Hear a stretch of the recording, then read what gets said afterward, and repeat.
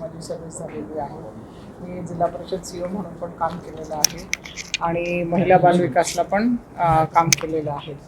तर मी अमरावती डिव्हिजनमध्ये अद्याप काम केलेलं नाही आहे.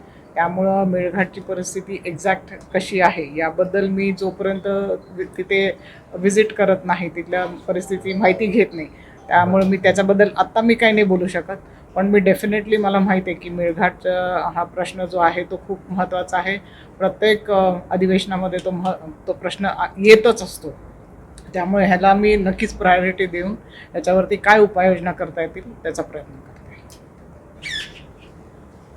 मॅडम, जो आपला विभाग आहे अमरावती विभाग हा शेतकरी आत्महत्याग्रस्त विभाग आहे. यवतमाळ झालं, यवतमाळमध्ये सर्वात जास्त शेतकऱ्यांच्या आत्महत्या झाल्या आणि अमरावती जिल्ह्यातील शेतकऱ्यांच्या कर्जबाजारीमुळे आत्महत्या होतात. तर त्या संदर्भात आपण कुठलं हे करणार? आता आत्महत्या होण्याचे कारणं अनेक आहेत.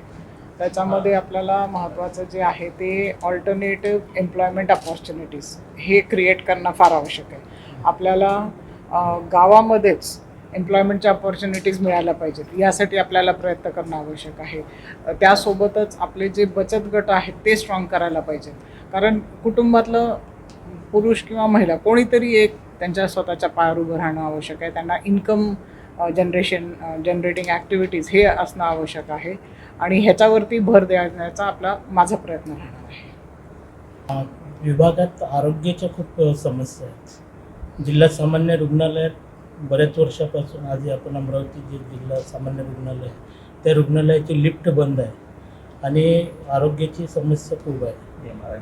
MRI मशीन बंद म्हणजे आलेली आहे, बरेच 9 महिन्यापासून येऊन पडलेली आहे, पण अजूनही ती ऑपरेट झालेली नाही. त्यामुळे जो गोरगरीब तिथे उपचार घ्यायला येतो तर त्याच्यावर आर्थिक भुर्दंड पडत आहे.